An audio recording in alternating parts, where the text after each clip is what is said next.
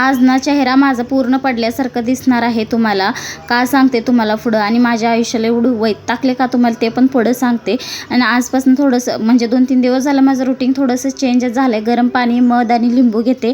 आज लिंबू नव्हता म्हणून फक्त मध आणि पाणी घेतला. नंतर स्वतःकडे बघितलं तर इतकं माझा चेहरा उतरला होता ना, काही सांगू. माझी तब्येतच एवढी बिघडली होती. तब्येत बिघडू दे, काय पण होऊ दे, पण सगळ्या घरच्यांना काम मात्र कधी सुटत नाही म्हणतात बघा.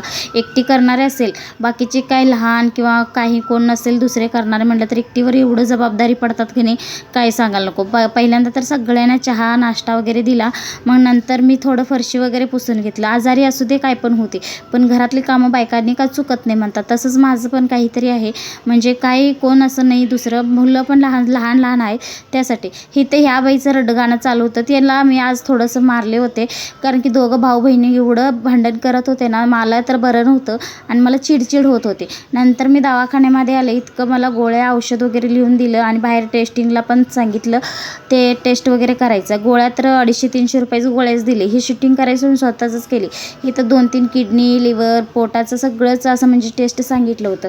नंतर आम्ही इथं नेट कॅफेमध्ये आलो. थोडंसं आईचं बँकेचं काम होतं, पण तिथं काही काम जमलं नाही म्हणताना आम्ही गेलो रक्त द्यायला. मग तिथं रक्त द्यायला इतकं त्रास झाला तुम्हाला सांगते. मी असं ओरडत होते ना, एकदम असं सुई बघूनच घाबरत होते मी पहिला तर.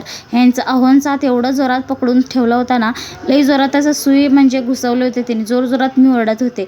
नंतर बाहेर आले. रक्त काही थांबायचं नाव घेत नव्हतं. आता थोड्या वेळाने थांबले. मग घरी आले. आता घरी आले येऊन सकाळी स्वयंपाक मात्र केला नव्हता. आता दुपारी स्वयंपाक करायला पाहिजे म्हणून थोडंसं रात्रीचा भात होता, ते कांदा टमॅटो जिरं मोहरी हळदी घालून ना पोरांसाठी फोडणी वगैरे दिलं. ते असं भात केलं ना, लय आवडीनं खातात, कारण फेकण्यात पण जात नाही. आमच्या घरात मला सुद्धा हे आवडतं आणि लहानपणीची आमची मम्मी ना अशीच करून देत होती फोडणीचं भात वगैरे. आम्ही खात होतो. मला पण अजून पण आवडतं, मी अजून पण खाते हे भात. नंतर डाळ कुकरला केला होता. म्हटलं आता हे पातेल्यामध्ये काढून घ्यायचं आणि ह्या कुकरमध्येच भात लावून घ्यायचं. म्हटलं मस्तचा डाळ बटाटू केला होता. छान एकदम टेस्टला एवढी भारी झाली होती ना. आज कुकरमध्ये फोडणी दिला होता तर मस्तच टेस्टला लागत होते. ते पातेल्यामध्ये काढून घेतला, कोथिंबीर वगैरे तिच्यावरती घातला. तर आयुष्याला का वैतागले तुम्हाला सांगू का.